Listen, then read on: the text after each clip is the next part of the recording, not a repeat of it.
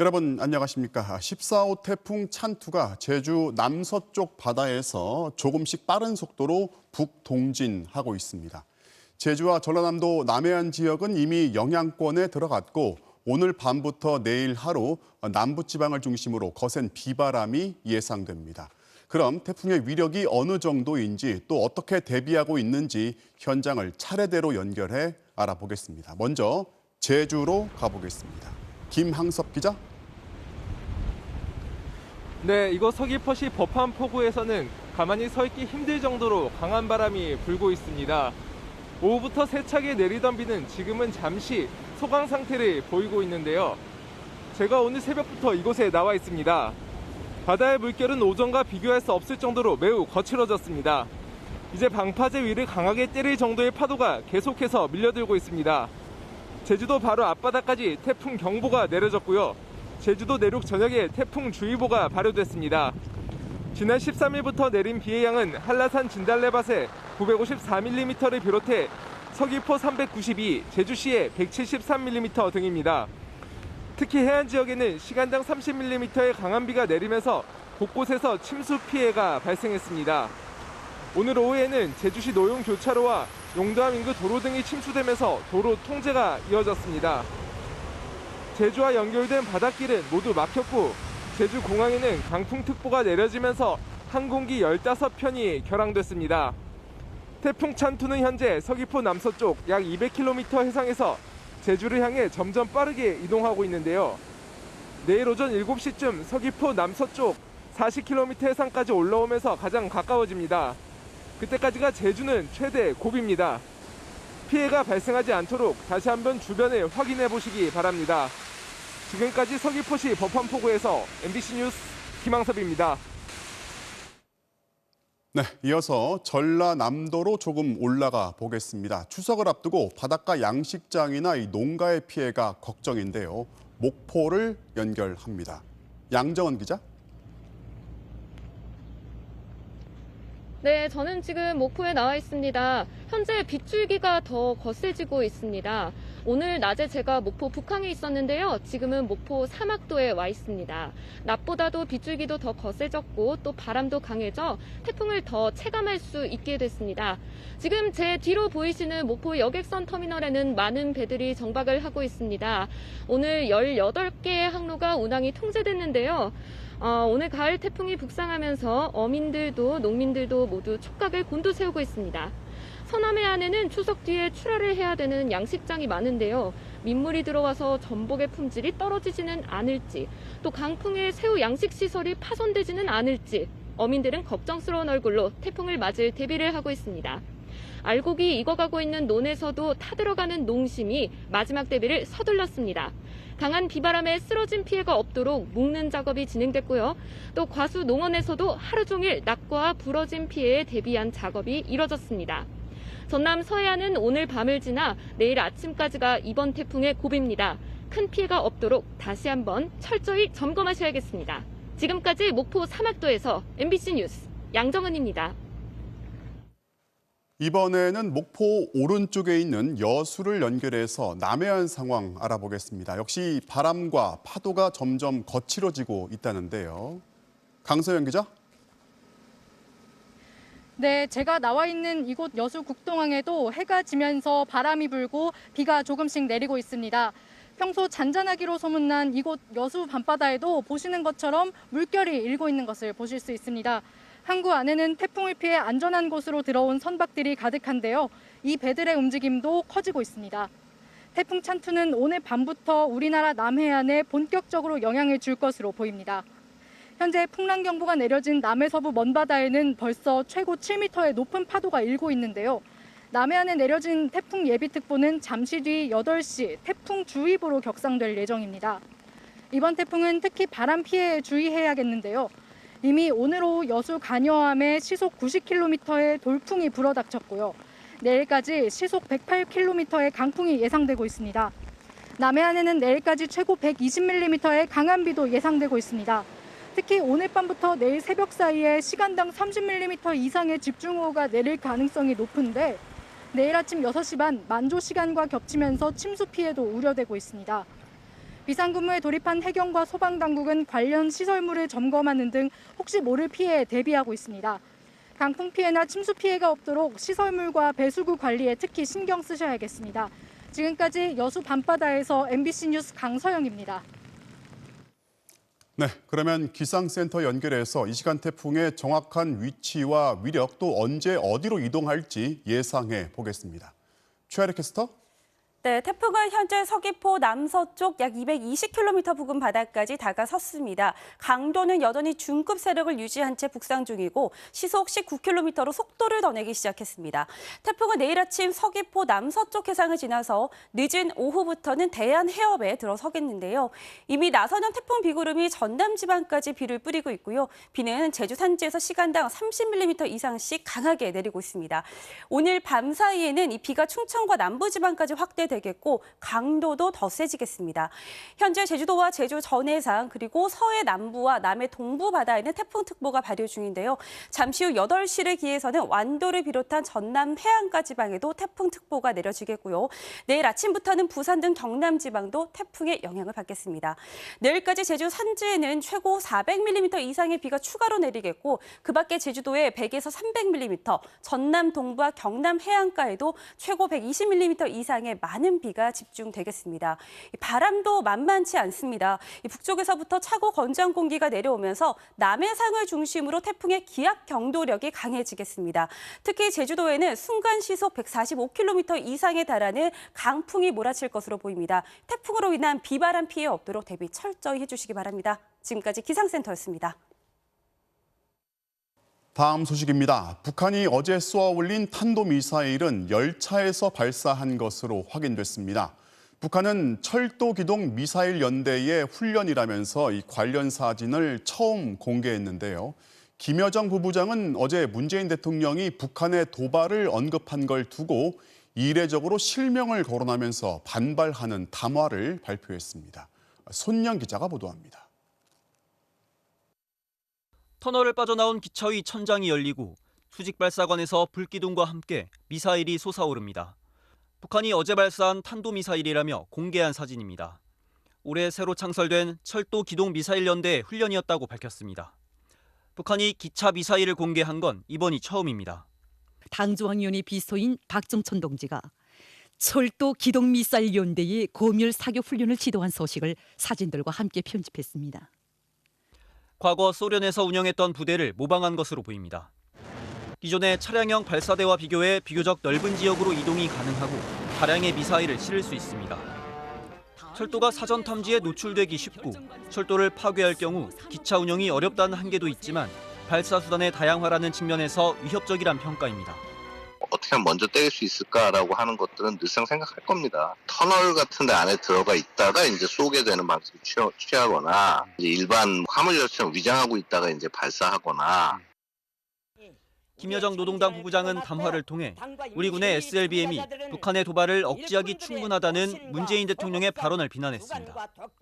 이례적으로 문 대통령의 실명까지 거론하면서 우몽황이 짝이 없다며 유감을 표하고 대통령까지 나서서 헐뜯는 데 가세한다면 남북관계는 완전 파괴로 치달을 것이라고 경고했습니다. 다만 남북관계의 완전 파괴를 바라진 않는다며 수위를 조절했습니다. 최근 북한의 도발 주기는 짧아지고 강도도 세지고 있습니다. 9.19 군사합의 3주년과 10월 10일 당창건 기념일 등을 계기로 도발이 이어질 거란 우려가 커지고 있습니다. MBC 뉴스 손영입니다.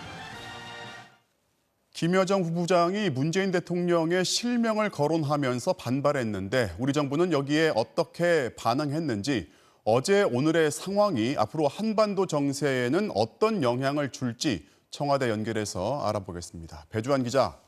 자, 청와대가 김여정 부부장 담화에 아예 공식 입장을 내놓지 않았습니다. 이유가 있다고 봐야겠죠? 네, 청와대는 특별한 입장을 밝히지 않는 것으로 공식 입장을 대신했습니다. 그 정도 반발은 예상 가능했다. 특별히 예민하게 반응할 필요는 없다는 겁니다. 대신 통일부가 나서서 김여정 부부장이 문재인 대통령을 실명 비난한 데 대해 기본적인 예의는 지키라고 일갈했습니다. 다만 청와대는 대통령이란 공식 직함을 사용하고 원색적인 비난을 삼갔다는 점에서 수위를 조절했다고 보고 있습니다. 사실 어제 진행된 우리 군의 전략무기 실험은 자주국방을 강조해온 문 대통령의 의지가 강하게 반영된 행사였는데요. 게다가 문 대통령이 북한의 미사일 도발을 경고하는 의미까지 부여해서 북한의 반발은 어느 정도 예상된 측면이 있습니다. 마찬가지로 청와대 역시 북한 탄도미사일에 대해 통상적인 수준에서 유감을 표명했는데요. 남북 모두 판을 깨지는 않겠다는 뜻으로 읽힙니다. 자, 사실 북한이 탄도미사일 쏘는 게 유엔의 제재 대상이란 말이죠. 그런데 미국이나 유엔이 강력히 규탄하지만 외교적으로 풀겠다. 이런 반응이에요. 네, 그렇습니다. 미국은 유엔 결의안을 위반한 북한의 탄도미사일을 규탄하면서도 북한을 향해 다시 대화를 촉구했습니다.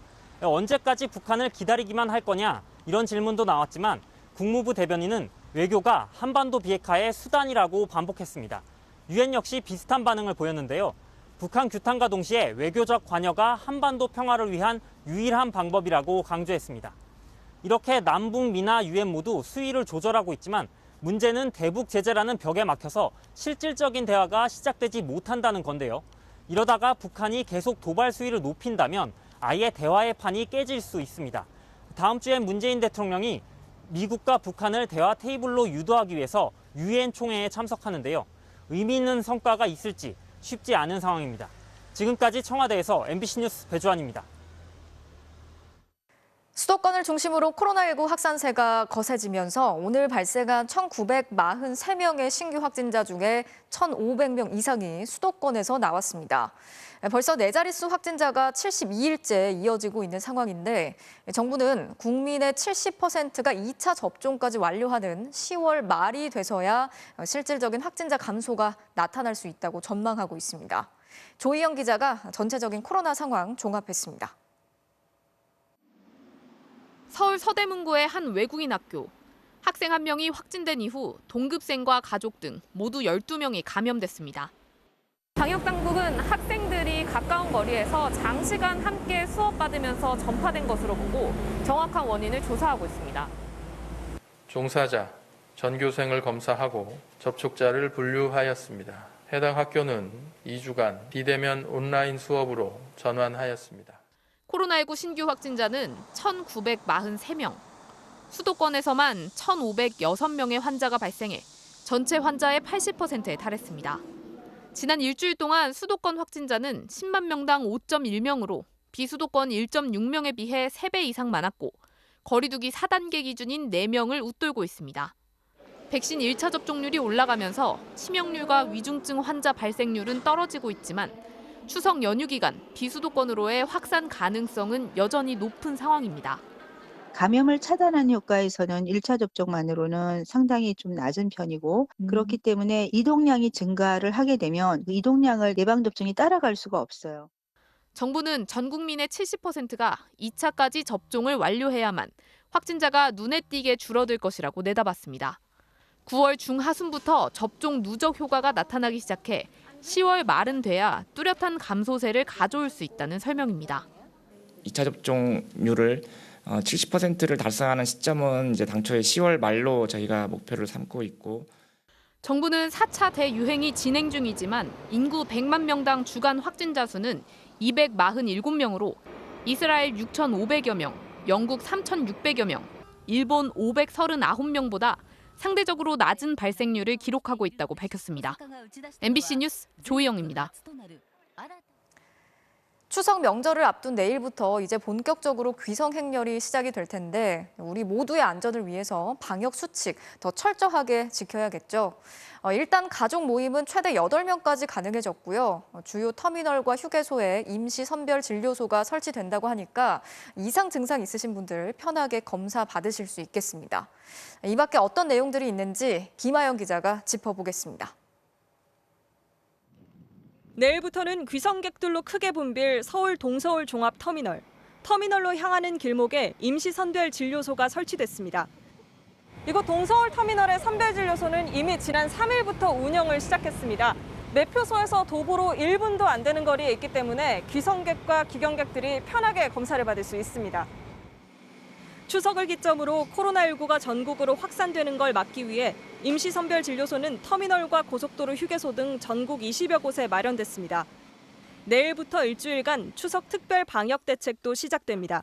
집안에서는 거리두기 단계에 관계없이 접종 완료자 4명을 포함해 최대 8명까지 가족 모임이 가능해집니다. 접종 완료자는 백신 접종을 2차까지 모두 끝내고 2주가 지난 사람입니다. 또 영유아나 돌봄 인력도 8명 인원 제한에 예외로 인정되지 않습니다.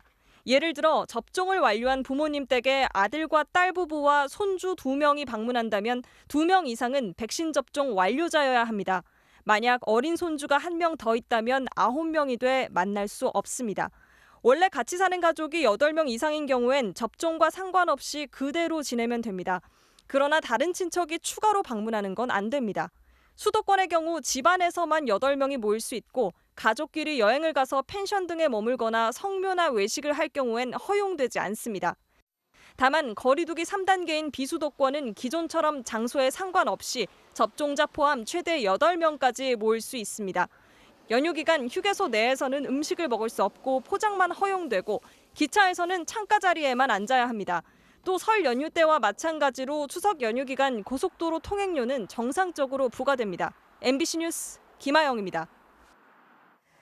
백신 접종 속도가 빨라지면서 이제 내일이면 국민의 70%가 1차 접종을 마칠 것으로 예상되고 있습니다.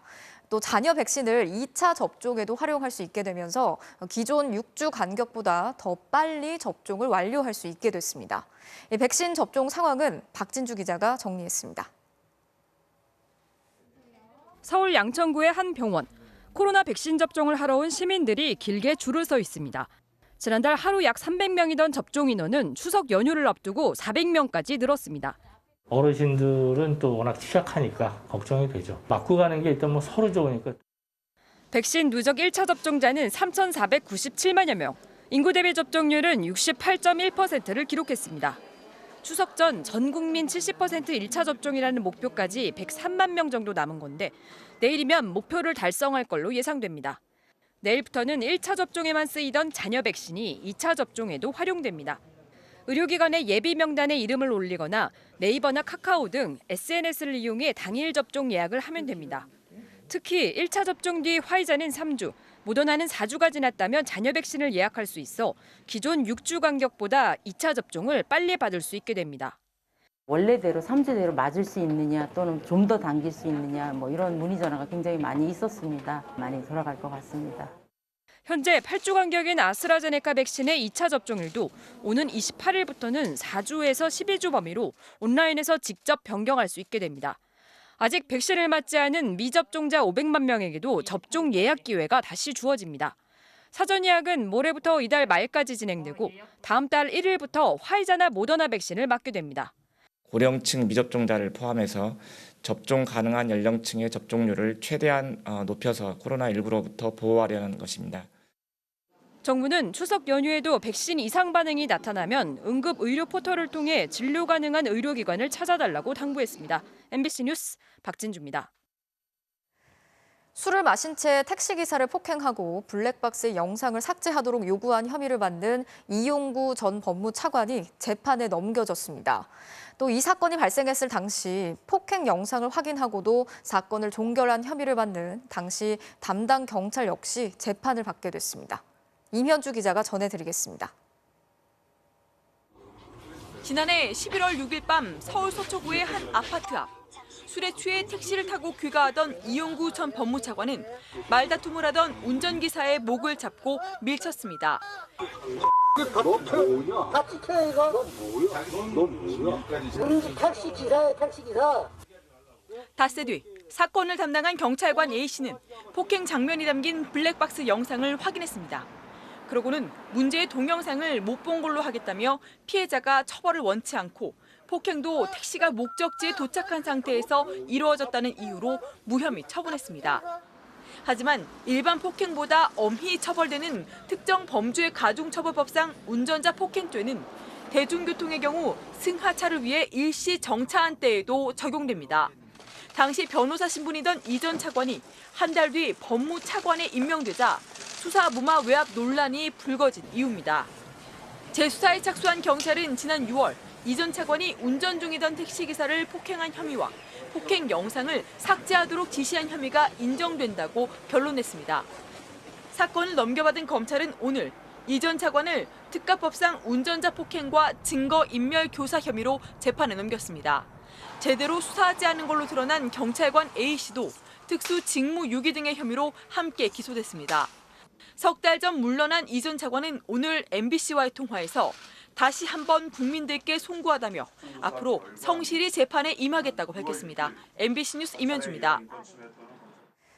윤석열 검찰총장 시절 검찰의 고발 사주 의혹과 관련해서 공수처와 검찰이 동시다발적인 수사를 본격적으로 시작했습니다.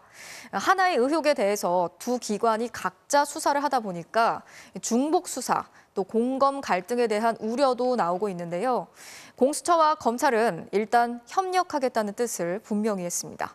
윤수한 기자가 취재했습니다.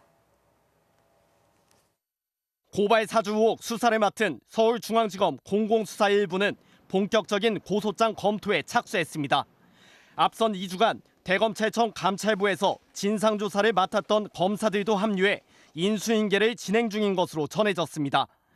고소장 접수 이틀 만에 수사에 나선 만큼 고소인 조사 등의 절차도 서두를 거란 전망이 나옵니다.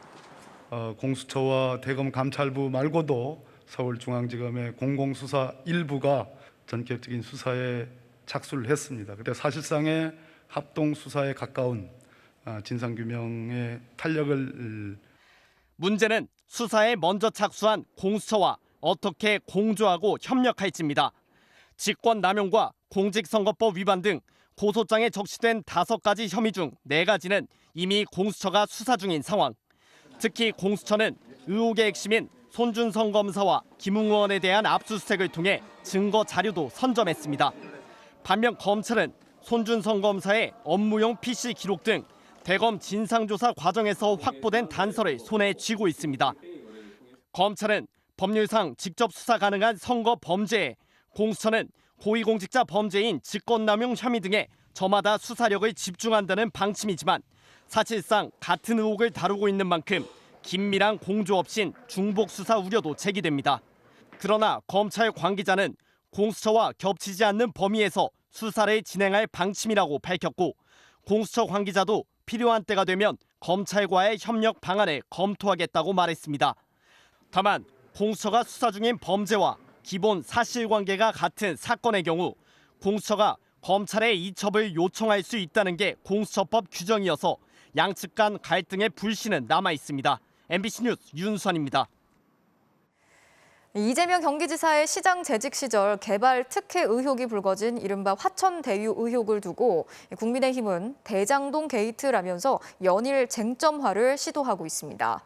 반면 이재명 지사 측은 의혹을 거듭 일축하면서 야당 의원의 아들이 화천대유에서 수년간 근무를 했다면서 맞불을 놓기도 했습니다. 최경재 기자입니다. 화천대유 특혜 논란을 대장동 게이트라고 규정한 국민의힘은 국정감사는 물론 국정조사와 특검까지 거론하며 이재명 경기지사에 대한 전방위 압박에 나섰습니다. 성남 대장동 개발지구 현장도 방문해 수백억 원에 달하는 거액 배당을 받은 화천대유와 이 지사의 연관 가능성을 거듭 제기했습니다. 공공으로 환원한다고 주장하고 지금까지 선전하고 있는 이 사업장에서 1000배 이상 이렇게 가져가는 이런 구조에 대해서 우리가 초점을 맞추고 누가 결정했고 누가 가져가고. 야당의 계속된 공세에 이재명 지사는 스스로 대장동 공영개발에 대한 수사를 의뢰한다며 다시 반박에 나섰습니다. 사업 추진 당시 국민의힘 전신인 새누리당 세력이 공영개발 포기를 압박한 건 회의록에 다 기록돼 있다며 야당 세력 압박에 굴해 민간 개발로 했다면 민간업자만 돈방석에 앉았을 거라고 반박했습니다. 이 지사 측은 또 국민의힘 곽상도 의원 아들이 화천대유에 7년간 근무했는데 이 지사 아들이 다닌 것처럼 허위 사실을 유포한 출처가 어디냐며 역공을 펼쳤습니다. 그러면서 문제가 있었다면 곽 의원이 몰랐겠냐고 반문하기도 했습니다. 국민의힘 곽상도 의원이 검사 출신으로서 청와대 민정수석까지 하신 분인데 이분이 정보 접근 가능성이 굉장히 높습니다. 이분이 문제 제기하는 거 들어보셨습니까? 송영길 대표도 의혹이 있었다면 당시 박근혜 정부 때 진작 문제가 되지 않았겠냐며 이 지사를 옹호했습니다. 하지만 경쟁 대선 주자인 이낙연 후보 측은 몇 사람이 수천억 원을 버는 구조라면 어떻게 공영 개발이냐며 당 경선 과정에서 검증을 예고했습니다. 이 지사가 의혹을 집중 보도하는 조선일보를 향해 대선 개입 중단을 경고한 가운데 조선일보는 이 지사 아들이 화천대유 계열사에 다닌다는 잘못된 사진 설명을 올렸다가 해당 설명을 수정하고 이 지사에게 사과했습니다. MBC 뉴스 최경재입니다. 민주당 대선 후보 경선 소식입니다. 추석 연휴를 보내고 다음 주말이면 중대 승부처인 호남 지역 경선이다 보니 후보들이 오늘 일제히 광주로 내려가서 호남 민심을 잡는 데 공을 들였습니다. 조명아 기자입니다. 이재명 후보 측은 호남의 추석 밥상 여론이 경선은 물론 본선까지 영향을 미칠 거라며 호남 총력전을 선언했습니다. 후보 본인은 물론 캠프에 참여한 의원 전원이 내일부터 사흘간 호남 일대를 돌며 지지를 호소하겠다고 밝혔습니다. 당의 뿌리인 호남에서 지지받는 후보가 민주당 후보로서 정통성이 있는 만큼 지금의 기세를 호남에서 굳히겠다는 겁니다. 결국 누가 확장력이 더 크냐, 누가 본선에서 승리할 수 있는 가능성이 높냐, 한 그런 기준으로 판단할 것으로 좀 보고 있고요. 의원직 사퇴가 마무리된 이낙연 후보는 먼저 광주를 찾아 불안한 후보 대신 안전한 후보를 택해달라며 이재명 후보를 겨냥했습니다. 특히 호남은 대통령을 배출할 수 없다는 편견을 깨달라. 광주가 저에게 지지를 보내주지 않으면 제 역할은 여기서 끝난다며 호남 표심에 적극 호소했습니다. 민주당이 승리하려면 또 한 번의 드라마가 필요합니다. 광주에서 반전을 일으켜 결선 투표로 가는 드라마를 만들어 주십시오. 역시 광주를 찾은 추미애 후보도 이재명 후보는 결선 공포증이 있고 이낙연 후보는 윤석열의 논리로 동지를 공격했다며 앞선 주자들을 싸잡아 비판했습니다. 정의당의 대선 레이스도 본격화된 가운데 양강인 심상정, 이정미 두 전직 대표가 첫 TV토론에서 위기 책임을 두고 충돌했습니다. 정의당의 지금 가장 큰 위기의 국면은 조국 사태로부터 시작되었다. 저는 그렇게 생각을 합니다. 조국에 대한 조건부 인준이 압도적인 그 의견이었습니다. 그럼에도 불구하고 그 결정은 분명한 오판이었다. 정의당 후보들은 민주당과의 단일화의 대체로 부정적이어서 이번 대선의 또 다른 변수가 될 것으로 보입니다. MBC 뉴스 조명아입니다. 국민의힘 후보들은 오늘 처음 TV 토론을 열었습니다. 조금 전 끝났는데 예상대로 치열했습니다. 토론에 처음 나온 윤석열 후보, 그동안 토론을 벼르고 벼르던 홍준표, 유승민 후보의 물고 물리는 설전이 이어졌습니다. 신수아 기자입니다. 실력은 토론에서 드러날 거라고 장담했던 유승민, 홍준표 후보는 시작과 동시에 윤석열 전 검찰총장을 겨냥했습니다. 6개월 전에 대통령이 될 결심을 하고 평생을 검사로 살아오신 분이 대통령감이 된다고 생각하십니까? 전혀 문제가 없고 그리고 26년간의 이 검사 생활이 다양한 분야를 경험을 했기 때문에 보수 정당에 왔으니 적폐 수사에 대한 사과를 하라고 압박했고 장모 관련 논란 등 의혹이 너무 많다고도 공격했습니다. 나는 26년 정치에도 이렇게 흠이 많은 후보를 대선 앞두고 본 일이 없어요. 저는 검증을 다 받아서 이 자리까지 왔으며 계속 이렇게 제가 법을 지키기 위해서 공격을 당했는데 됐습니다. 그거를 자꾸 의혹이라고 지금까지 뭐 나온 게 없지 않습니까? 현안이 된 고발 사주 의혹을 놓고선 양보 없는 공격과 수비가 이어졌습니다. 이걸 만들어서 전달한 게 사실이라면 후보를 사퇴할 용의가 있습니까? 아니 제가 관여하지 않았는데 책임은 느끼십니까? 뭐 제가 지휘 감독을 그 경위를 좀 봐야 되겠습니다. 윤석열 후보는 정면 대결 대신 정책 질의에 집중했습니다. 이 보육 그 국가 책임 문제에 대해서 어떠한 비전을 가지고 계신지 한번 여쭤보고 싶습니다. 홍준표 후보는 당내 비판을 더 많이 한다는 지적에 해명 겸 반격을 이어갔습니다. 저 진짜 충격인데요. 이거 완전히 민주당 대변인 하는 거랑 똑같잖아요. 정치 그래 하시면 안 돼요. 쓴소리 하는 사람이 있으면 쓴소리가 아니고 그 못된 소리야. 또 황교안 후보는 부정선거 의혹을 또다시 제기했고 이에 원희룡 후보는 야권에 전혀 도움이 안 된다고 맞서는 등 토론은 2시간 내내 신경전의 연속이었습니다. MBC 뉴스 신수아입니다. 전두환 정권 시절 새마을 사업에 쓰겠다면서 정부가 기업과 개인한테서 성금을 거뒀습니다. 과연 자발적인 성금이었을지 또 전두환 정권은 이 돈을 진짜 마을을 새롭게 하는 데 썼을지 궁금할 수밖에 없습니다. 그런데 청와대가 기업마다 금액을 딱 지정해서 세금처럼 강제로 징수했다고 의심할 만한 정황이 담긴 청와대의 영수증을 MBC가 입수했습니다. 김수근 기자가 단독 취재했습니다. 전두환이 악수를 건네며 사람들을 맞이합니다. 기업가로 보이는 중장년 남성들. 새마을운동에 성금을 낸 사람들을 청와대로 초청한 만찬 자리입니다.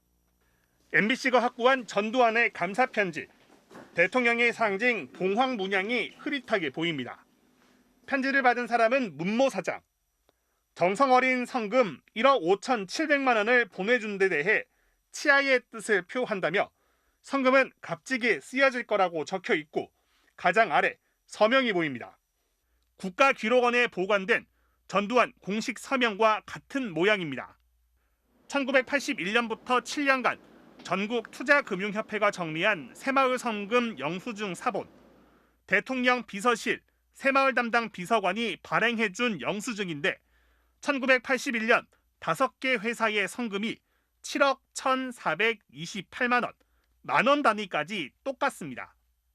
다른 회사 한 곳은 영수증을 파기했고 한 곳은 4만 원을 더 냈는데 영수증을 없앤 회사도 똑같은 금액을 냈다고 가정하면 총액이 50억 원으로 딱 떨어집니다.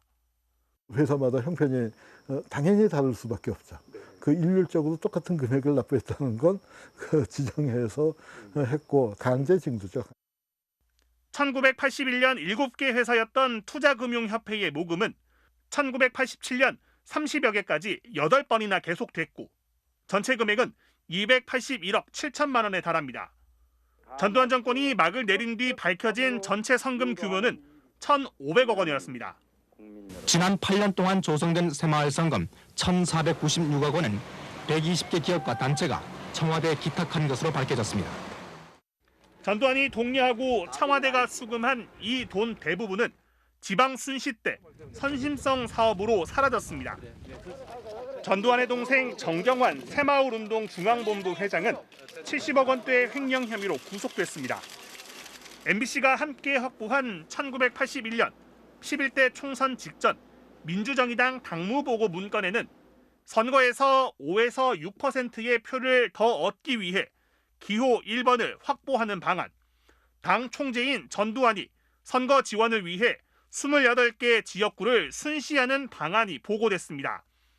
MBC가 보도한 전두환 정권의 김대중 사찰 정황 문건에 대해 여당은 경매에 붙여진 이 문건들을 정부가 나서 확보해야 한다고 지적했고 김부겸 총리는 검토하겠다고 밝혔습니다. MBC 뉴스 김수근입니다. 어제 잠수함 발사 탄도미사일 SLBM을 포함해 여러 전략무기를 공개했던 정부가 오늘은 3년 뒤 고체 연료 엔진을 단 우주 로켓을 발사하겠다는 계획을 발표했습니다. 여기에 군사용 정찰 위성을 포함해 여러 개 작은 위성을 실어서 쏘아 올리겠다는 건데요. 이게 어떤 의미를 갖는지 서혜연 기자가 설명합니다.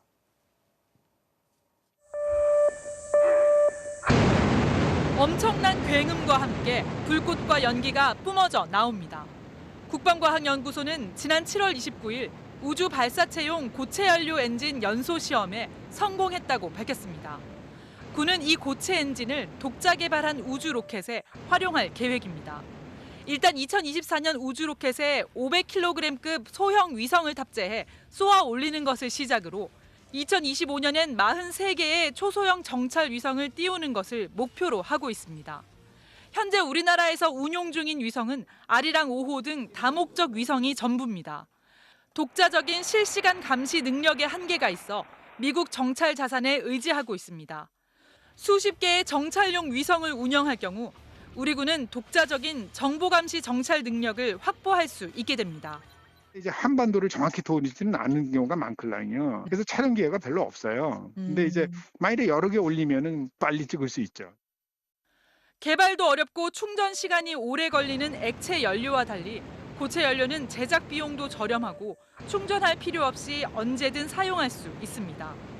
그동안은 미국의 미사일 지침으로 개발이 제한돼 있었는데 지난 5월 한미 정상회담을 통해 미사일 지침이 완전히 해제되면서 자유롭게 연구 개발할 수 있게 됐습니다.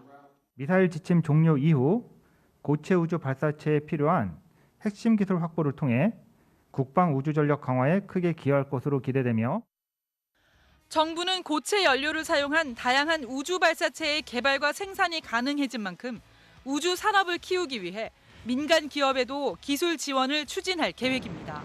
MBC 뉴스 서혜연입니다.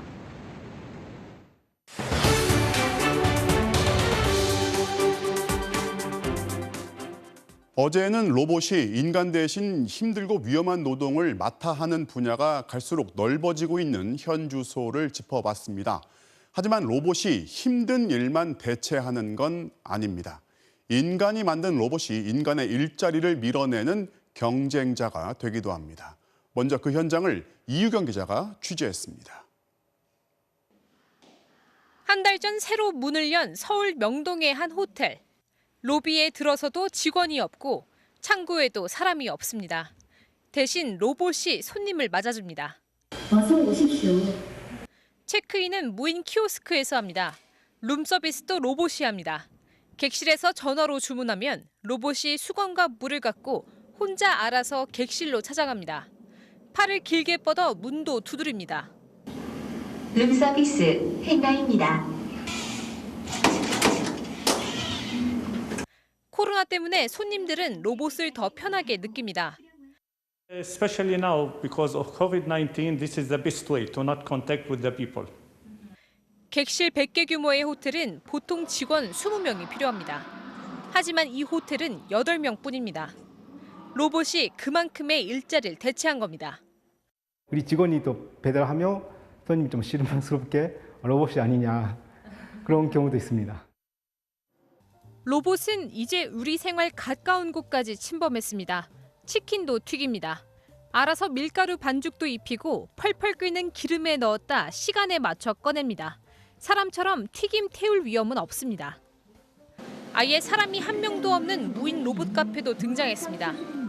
아메리카노도 카페라떼도 바리스타 로봇이 척척 만들어내고 다 만들면 배달 로봇에게 전달해줍니다. 주문은 키오스크로 합니다. 이러니 사람이 필요 없습니다. 특히 코로나 팬데믹을 계기로 로봇의 침투가 급속도로 빨라졌습니다. 코로나가 생기면서 어쨌든 뭐 로봇이 해야 될 일이 너무나 많아졌잖아요. 대인 서비스라든지 방역이라든지 굉장히 빠르게 이제 진행이 되고 있다라고 보고 있고요. 큰 공장의 생산직 노동은 물론 이제 동네 가게의 알바 자리까지 로봇이 사람의 일자리를 빼앗을지 모른다는 공포는 이미 현실로 다가왔습니다. MBC 뉴스 이유경입니다. 그렇다면 로봇이 인간의 일자리에 얼마나 위협적인 존재가 될지 좀 더 구체적으로 살펴보고 어떻게 대비해야 할지도 짚어보겠습니다. 이어서 김윤미 기자입니다. 요즘 패스트푸드점에 가면 주문은 거의 무인 키오스크로 합니다. 주문과 결제라는 단순 업무에서 인간을 해방시킨 혁신. 하지만 그 혁신으로 누군가는 일자리를 잃었습니다. 대형마트의 키오스크 도입으로 계산대에서 사라진 마트 노동자는 지난 5년간 10,000명으로 추산됩니다. 마트 노동자의 내년도 최저임금은 191만 원. 반면 키오스크 한 대의 한 달 대여료는 평균 5만 원입니다. 키오스크는 24시간 일을 시켜도 되고 코로나에 감염될 우려도 없습니다. 기업 입장에서는 사람을 고용할 이유가 없는 겁니다. 제조업 강국인 한국은 이미 인구 대비 로봇 수가 세계 1위입니다. 2위 일본, 3위 독일보다 거의 2배 가까이 많습니다. 우리보다 기술력이 뛰어난데도 독일의 로봇 수가 적은 건 국가 차원에서 일자리를 지키기 위해 일부러 속도 조절을 했기 때문입니다. 하지만 한국은 브레이크가 없습니다. 한국은행 조사 결과 대면 서비스업 가운데 자동화 가능성이 높은 직업군은 3년 만에 취업자가 10.8% 감소했습니다. 국내 취업자의 43%가 인공지능으로 대체할 수 있는 고위험군 종사자라는 연구 결과도 있습니다.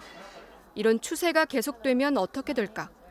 구매력 있는 노동자가 사라지면 상품을 만들어도 팔 시장이 없어집니다. 자본주의 경제 자체가 위협받는 겁니다. 일론 머스크가 로봇 출시를 예고하면서 기본소득 얘기를 꺼낸 것도 그 때문입니다. 시장이 사라지면 자기의 혁신이 먹힐 곳도 사라집니다. It is at the foundation, it is labor. This is why I think long term that there will need to be universal basic income. 하지만 인류는 아직 노동하지 않은 인간, 노동 없는 소득을 경험해 본 적이 없습니다. 어느 나라도 이것을 해본 적이 없기 때문에 자칫 잘못하면 디스토피아로 갈 수도 있어요. 네네. 이거는 실험이거든요, 실험. 굉장히 정밀하고 치밀하게 접근해야 될 이슈인 것 같아요. 우리는 아직 로봇을 맞이할 준비가 돼 있지 않습니다. 로봇을 피할 수는 없지만 속도를 늦추며 준비할 시간을 벌 수는 있습니다. MBC 뉴스 김유미입니다. 경기도의 한 아파트에서 층간소음 문제로 다투던 중에 3단봉과 방망이로 현관문을 내리치고 이웃을 폭행한 혐의로 40대 남성이 경찰 조사를 받게 됐습니다. 인천의 한 빌라에서도 소음 문제로 칼부림까지 벌어지는 등 층간소음 갈등이 곳곳에서 극단적인 형태로 표출되고 있습니다. 손하늘 기자가 취재했습니다. 새벽 1시 아파트 13층 초인종을 건장한 남성 한 명이 누르더니 현관문을 발로 차며 욕설을 퍼붓습니다. 문 앞을 오가던 남성이 손에 들고 있던 호신용 3단봉을 펼치더니 이 3단봉으로 현관문을 다시 후려칩니다. 3단봉을 막 그건 무기 아닙니까? 그거 다칠 수가 있는데 막 혼자 휘두르고 미친 사람 잡으러 왔다고. 너무 무서움에 떠니까 애들이 엘리베이터 타는 것도 겁나가지고 무서워가지고. 계단으로 내려갔던 남성은 다시 돌아와 이번엔 신발을 벗어들고 힘껏 내리칩니다. 한밤중 소동에 잠에서 깬 이웃들이 모여들었고 결국 경찰까지 출동했습니다. 이 사람이 아저씨 목을 잡더니 이제 주먹으로 때리더라고요. 이분은 지금 얼굴 퉁퉁 부을 정도로 맞으셔가지고. 3단봉을 휘두른 아랫집 남성은 층간소음 때문이라고 항변합니다. 여기 지금 잠을 못 자잖아요. 죄송합니다. 주의하게 이러면 되는데 시간으로 가겠다고 그런다. 경찰은 아랫집 40대 남성과 위층 60대 남성을 차례로 불러 조사한 뒤 혐의가 확인되면 입건할 예정입니다. 인천 부평의 빌라에서도 창문 밖으로 윗집의 층간소음에 항의하는 아래층의 30대 남성에게 윗집의 50대 주민이 찾아가서는 흉기를 던지는 일도 있었습니다. 경찰은 두 이웃을 모두 입건해 조사하고 있습니다. 코로나19 확산 이후 집에서 머무는 시간이 늘어난 작년 한 해 층간소음 신고 건수는 4만 2천 건으로 전년보다 60% 넘게 늘었습니다. 올해도 반년 만에 2만 7천 건에 육박합니다. MBC 뉴스 손하늘입니다. 지난해 1월 전화금융 사기를 당한 취업준비생이 스스로 목숨을 끊은 안타까운 사건이 있었죠. 1년간의 수사 끝에 가짜 검사를 사칭했던 범인을 지난 4월 검거했는데 오늘 징역 6년이 선고됐습니다. 조수영 기자가 취재했습니다. 본인 전화 꺼지면 바로 수배구 체포영장 나가면 2년 이하의 징역에 처벌받잖아요. 자, 본인 현재 지금 배터리 잔량 몇 프로예요? 충전하시면서 조사 받으세요. 금융사기에 연루됐다는 겁박은 아침부터 무려 11시간 동안 이어졌습니다. 사기 전화의 소가 서울까지 올라가 430만 원을 건넨 20대 취업준비생은 갑자기 통화가 끊기자 곧 구속될 거라는 불안감에 극단적 선택을 했습니다. 이 사건은 김민수 검사 전화 사기로 알려지며 사회적 공분이 일었습니다. 네, 여기는 그 서울중앙지방검찰청 첨단범죄수사팀의 팀장을 맡고 있는 김민수 검사예요. 1년여간의 수사 끝에 지난 4월 중국 보이스피싱 조직 콜센터에서 활동해온 47살 서모 씨가 검거됐습니다. 서 씨 등은 취업준비생 등 모두 20여 명에게서 4억여 원을 뜯어낸 것으로 드러났습니다.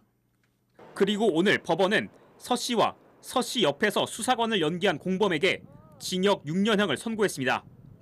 역할을 분담한 이들의 치밀한 범행에 피해자가 목숨을 끊는 결과로 이어졌고 유족 등이 엄벌을 탄원하고 있다는 이유를 들었습니다. 다만 수사기관의 범죄기법 등을 자세히 진술했고 피해자들의 돈을 일부 되돌려준 점 등이 반영돼 엄벌을 피했습니다. 검찰 구형이 13년 나왔는데 고작 6년형밖에 안 돼요. 많은 실망을 했고 그 범인들이 선고 날까지 지금 몇 번 재판을 했는데도 항상 목에 힘주고 저한테는 눈 한 번 마주치지도 않고. 취재진은 옥중에 있는 서 씨에게 온라인으로 편지를 보내 사건에 대한 입장을 물었지만 답변은 없었습니다. 서 씨는 1심 선고에 앞서 8차례에 걸쳐 재판부에 반성문을 제출했지만 유족에게는 어떤 사과의 뜻도 전달하지 않았습니다. MBC 뉴스 조수영입니다. 지난달 고등학생들이 담배를 사달라면서 한 할머니의 머리를 여러 차례 때리고 손수레를 발로 차는 영상이 공개돼 공분을 샀었죠. 당시 현장에 있던 4명의 학생 중에 할머니를 직접 괴롭혔던 2명이 구속됐습니다. 정상빈 기자가 취재했습니다. 한 고등학생이 노란색 옷을 입은 할머니에게 욕을 하며 들고 있던 꽃으로 머리를 때립니다. 야, 네 남친 어디 있어? 헤어졌냐? 헤어졌어? 하지 말고. 담배를 사달라며 계속 때리고 다른 학생들은 웃음을 터뜨립니다. 아니, 담배 사줄까 안 사줄까? 그것만 딱 말해. 다시 말해. 자리를 피하려는 할머니를 계속 조롱하더니 어깨에 팔을 올려놓고 욕설을 내뱉습니다. 급기야 할머니의 수레를 힘껏 걷어차고 다른 학생들은 이 광경을 보고 웃어댑니다. 경찰 조사 결과 이날 현장에 있던 학생 4명을 포함해 모두 5명의 학생들은 8월 초부터 이 할머니를 여러 차례 괴롭혀온 것으로 드러났습니다. 계속 사달라고 졸랐대요. 안 사주면 자꾸 옆에 붙어가지고 그렇게 하니까 그냥 얼른 사주고 말았던 건데. 학생들의 괴롭힘에 시달리던 이 할머니는 처벌을 원하지 않는다고 밝혔지만 경찰은 혐의가 무겁다고 판단해 2명에게 폭행과 강요 등의 혐의로 구속영장을 신청했습니다. 수레를 걷어차고 꽃으로 때린 2 학생에 대해 법원은 도주할 우려가 있다며 영장을 발부했습니다. 경찰은 나머지 3명에 대해서도 불구속 상태에서 수사를 계속해 조만간 검찰에 넘길 예정입니다. MBC 뉴스 정상빈입니다. 경찰청은 추석 연휴 기간 동안 교통사고를 줄이겠다면서 밤낮을 가리지 않고 대대적인 음주 단속을 벌이기로 했는데요. 그런데 이런 와중에 현직 경찰이 동료들과 술자리를 가진 뒤 만취 상태로 운전을 하다가 교통사고를 내서 직위 해제가 됐습니다. 김건휘 기자가 전해드리겠습니다. 도로 가장자리에 타이어 자국이 선명히 남아있고 차량에서 떨어진 파편들이 널려 있습니다. 어젯밤 10시쯤 현직 경찰이 술을 마시고 운전하다 도로에 정차해 있던 앞차를 들이받았습니다. 사고 운전자는 인천 서부경찰서 형사과 소속의 이모 경위. 당시 혈중 알코올 농도는 0.1%가 넘는 면허 취소 수준이었습니다. 1인당 1명 이상씩은 드신 것 같아요. 소주도 드시고 맥주도 드시고 막걸리도 드셨던가 아마 그런 것 같은데. 이 사고로 50대 여성 운전자가 얼굴과 팔을 다쳐 병원으로 옮겨졌습니다. 이경위는 형사과장이 주재한 회식에서 동료 경찰관 4명과 함께 술을 마신 뒤 운전대를 잡았습니다.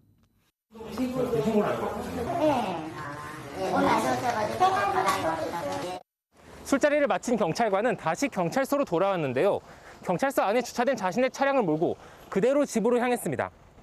이경위는 인천 서구의 경찰서에서 자신의 아파트가 있는 부천까지 15km가량을 운전했고 목적지를 500m가량 앞두고 사고를 냈습니다. 경찰은 당시 경찰관 5명이 모이긴 했지만 모두 백신 접종을 마쳤고 밤 10시 전에 자리를 맞춰 방역수칙을 위반하지는 않았다고 해명했습니다. 인천 서부경찰서는 음주운전 사고를 낸 이경위를 직위 해제했습니다. MBC 뉴스 김건희입니다. 홍익대 미대 교수가 학생들에게 각종 성범죄를 저질렀다는 폭로 내용을 전해드린 바 있는데 이 폭로 이후 해당 교수에 대한 피해 사례가 29건이나 추가로 접수됐다고 합니다. 그런데 해당 교수는 거짓 해명을 하면서 제보자를 색출하는 등 2차 가해를 저지르고 있다고 피해 학생들이 호소하고 있습니다. 김지인 기자가 취재했습니다. 홍익대 미대 교수가 3년 넘게 사석이나 수업 시간을 가리지 않고 각종 성희롱을 저지르고 인격모독적 발언도 했다는 폭로. 성관계를 하기를 요구를 하면서 이제 압박을 주고 미술계 내에서 영향력을 가진 사람과 잠자리를 해야 하는 기회가 생기는 것처럼. 이에 대해 해당 교수는 아무리 생각해도 이런 공격을 받을 이유를 찾을 수 없다면서 모든 의혹을 부인했습니다. 학생에게 성관계를 요구하며 나를 잡자고 했다는 폭로에 대해선 다음에 보자며 건넨 인사치레였다고 주장했습니다. 일부 제자들도 성범죄 의혹에 대해선 교수가 해명을 해야 한다면서도 인격모독은 없었다고 옹호하고 나섰습니다. 지금 저들은 교수님의 발언을 왜곡하고 악용하여 명예를 짓밟고 있습니다. 피해자들을 대리하는 학생들은 다시 기자회견을 열고 폭로 이후 해당 교수에 대한 피해 사례가 29건이나 추가로 접수됐다고 밝혔습니다. 직접적인 성추행이 있었다는 증언도 다수 확보했습니다. 증거 또한 다수 확보하고 있으며 이는 수사기관 등에 제출할 예정입니다. 이들은 교수가 언론과 자신과 특수관계가 있는 일부 학생들을 이용해 피해자들의 증언을 거짓으로 반박하고 있다고 주장했습니다. MBC와 인터뷰했던 피해자 역시 해당 교수가 사석에서 단둘이 있을 때 벌어진 범죄라는 점을 악용하고 있다고 말했습니다. 정말 저희 약간 직업과 미래까지 걸고 이걸 하는 건데 진짜 그냥 무고한 사람 한 명을 저희가 죽이자고 저희 미래를 걸진 않잖아요, 보통. 피해 학생들은 해당 교수가 제보자 색출까지 진행 중이라며 사례를 모아 수사기관에 고발할 예정이라고 밝혔습니다. MBC 뉴스 김지인입니다.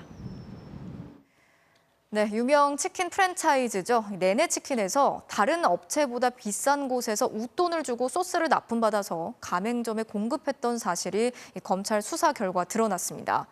알고 보니까 이 이상한 거래의 배경엔 창업주인 현철호 회장의 아들이 소유한 페이퍼 컴퍼니가 있었습니다.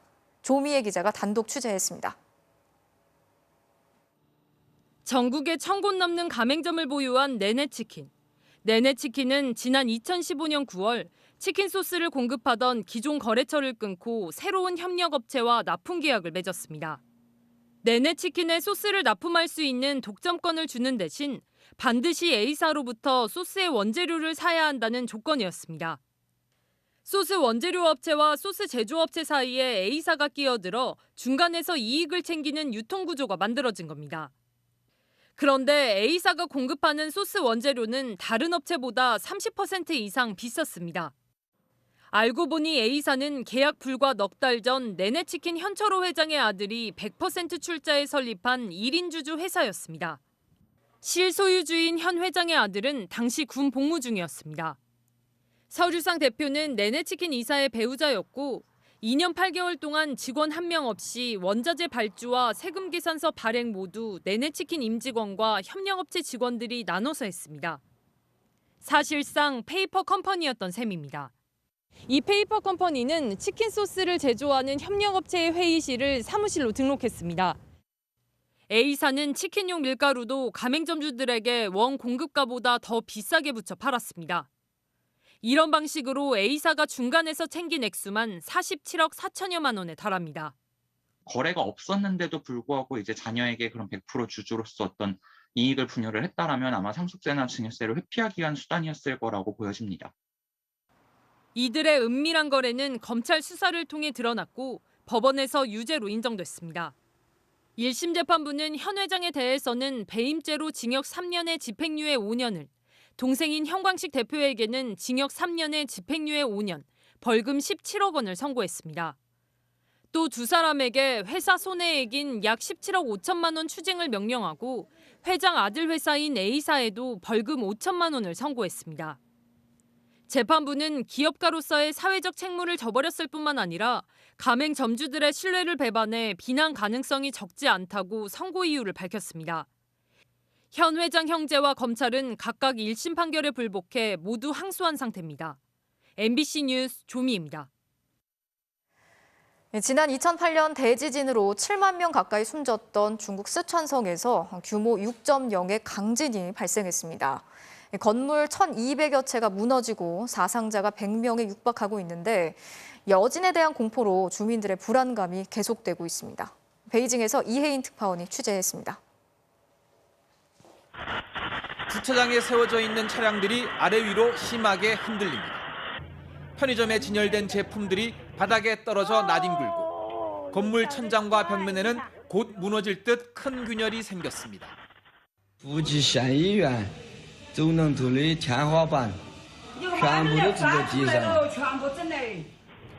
오늘 오전 4시 30분 중국 쓰촨성 루저우시에 규모 6.0의 지진이 발생했습니다. 진동이 30여 초간 계속돼 주택 1,200여 채가 무너지고 3,200여 채의 주택이 파손됐습니다. 지금까지 3명이 숨지고 80여 명이 다쳤습니다.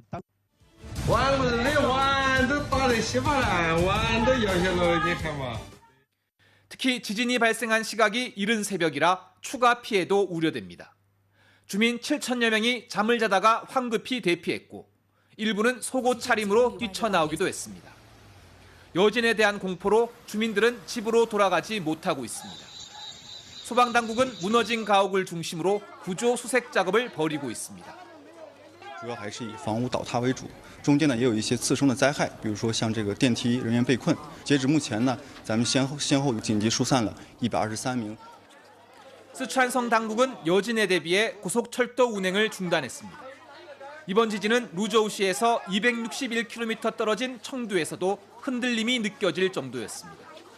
쓰촨성에서는 지난 2008년 규모 8.0의 강진으로 6만 9천여 명의 사망자가 발생한 적이 있어 주민들은 또다시 지진 공포에 떨고 있습니다. 베이징에서 MBC 뉴스 이혜인입니다. 목요일 밤 스포츠 뉴스입니다. 황선홍 감독이 23세 이하 대표팀 사령탑으로 19년 만에 다시 태극마크를 달았습니다. 제대로 능력을 검증받고 성인 대표팀을 맡고 싶다는 포부도 밝혔습니다. 손장훈 기자입니다. 2002 한일 월드컵에서 나온 우리나라의 첫 골. 아직도 눈에 선한 붕대 투혼까지. 황선홍의 태극마크는 그때가 마지막이었습니다. 그리고 오늘 23세 이하 대표팀 사령탑으로 19년 만에 다시 태극마크를 달았습니다. 2002년 월드컵 끝나고 국가대표팀의 감독이 되는 게 꿈이라고 얘기했는데 A대표는 아니지만 한 20여 년 걸린 것 같습니다. 두 번의 우승과 170승을 달성했던 K리그 재입성을 노리는 대신 아시안게임과 올림픽에 도전장을 던진 이유는 분명합니다.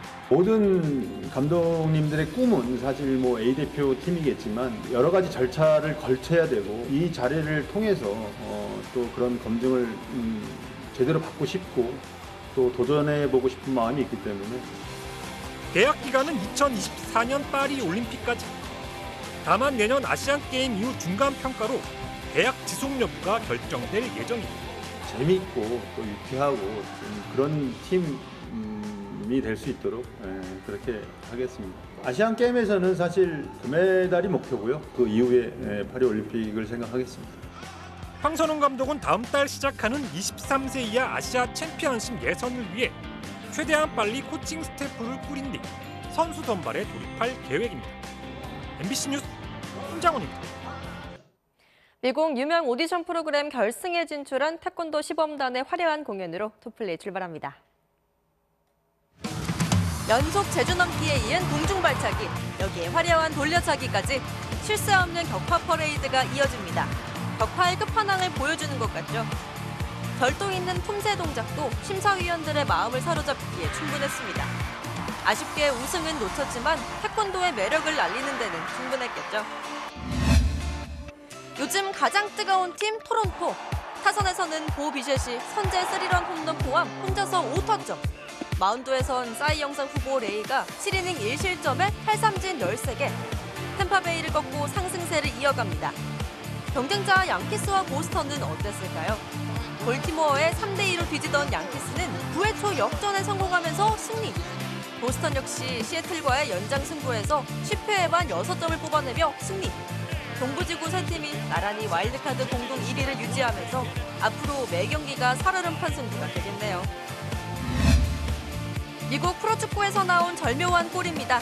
골라인에서 아슬아슬하게 올린 크로스가 그대로 들어갑니다. 보통 감아서 크로스를 올리는데 이 선수는 절묘하게 바깥쪽으로 휘어찼어요. 운이 좋았다고만 하기엔 대단한 기술이죠. 골키퍼도 망연자실 웃음밖에 안 나오네요. 지금까지 토플레이였습니다.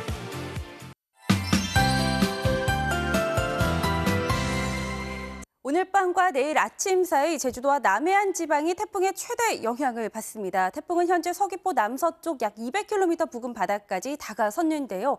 여전히 중심 부근에서는 시속 100km 이상의 강풍이 불고 있습니다.